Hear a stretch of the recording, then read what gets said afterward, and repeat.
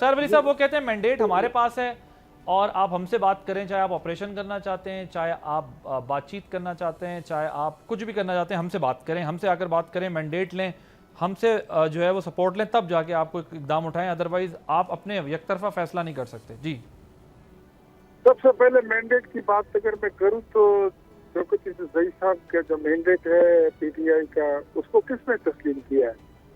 مسلم league نون وہاں پہ second largest party ہے، تسلیم نہیں کرتی. J U I third largest party ہے، تسلیم نہیں کرتی. پیپلز پارٹی وہاں پہ فورتھ لارجسٹ پارٹی ہے، تسلیم نہیں کرتی. اے این پی تسلیم نہیں کرتی.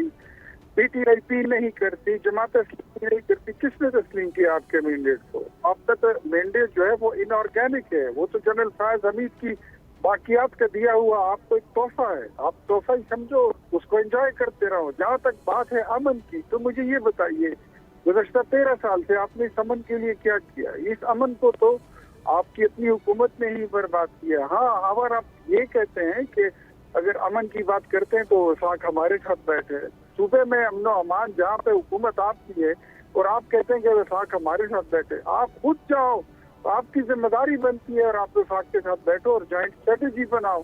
لیکن آپ تو فیسیلیٹیشن کر رہے ہیں کچھ اور طریقے سے.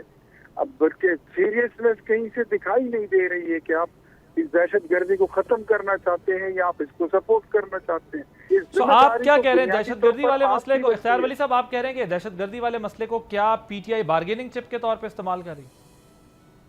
ایگزیکٹلی، اور کیا یہ چلے میں اس کا جواب لیتا ہوں.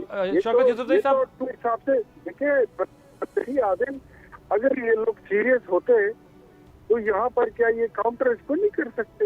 بالکل کر سکتے، لیکن انہوں نے کیا ہی نہیں. اب یہ چلے، آپ نے اپنا آئینی غیر آئینی بلکہ ایک نان کسٹم پیڈ وزیر اعلیٰ آپ نے بنا ہی لیا، تو چلے آپ کو مبارک ہو. اب دیکھتے ہیں کہ آپ نان کسٹم پیڈ سے کیا مراد ہے؟ نان کسٹم پیڈ یہی کہ جس سے آئینی تقاضے پورے نہ کیے جائیں استعفے کے، اور ایک صوبے کے بیک وقت ایک وزیر اعلیٰ کے اوپر جس طرح ایک نکاح کے اوپر دوسرا نکاح نہیں ہوتا، اسی طرح ایک وزیر اعلیٰ کے ہوتے ہوئے اس کا استعفیٰ قبول نہ ہو اور دوسرا وزیر اعلیٰ لے آئیں تو وہ نان کسٹم پیڈ ہی کہلاتا ہے. اب آ ہی گیا ہے تو اپنی ذمہ داریاں پوری کریں. لیکن جن کی طلاق ہوئی ہے وہ تو بتا رہے ہیں نا بیٹھ کے کہ ہماری طلاق ہو گئی ہے بھائی، اب نکاح کر لیں آپ جا کے. اب تو یہ نکاح دوبارہ ہوگا. اچھا، آپ کہہ رہے ہیں وزیر اعلیٰ کا انتخاب دوبارہ ہوگا؟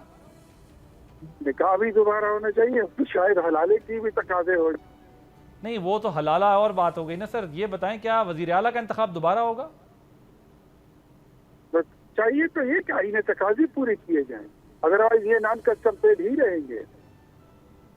بغیر نمبر پلیٹ کا وزیر اعلیٰ. نہیں، اگر یہ این سی پی رہتے ہیں تو آپ ان کا دوبارہ وزیر اعلیٰ منتخب کروائیں گے؟ مطلب آپ ان کو کہیں گے دوبارہ کریں؟ جی آپ کیا کہہ رہے ہیں، دوبارہ وزیر اعلیٰ منتخب ہوگا، دوبارہ اجلاس ہوگا؟ ڈیفینیٹلی. اگر آئینی تقاضے پورے نہیں ہیں تو غیر آئینی وزیر اعلیٰ کو میں نان کسٹم پیڈ ہی کہوں گا، میں بغیر نمبر پلیٹ ہی کہوں گا، میں ان رجسٹرڈ ہی کہوں گا. ٹھیک ہے. شوکت یوسف زئی صاحب، ایک تاثر یہ ہے پورے کریں گے، ڈیو کورس اور پروسیجر سے گزریں گے، پھر ٹھیک ہے. سبسکرائب کریں اور بیل دبائیں تاکہ کوئی خبر رہ نہ جائے.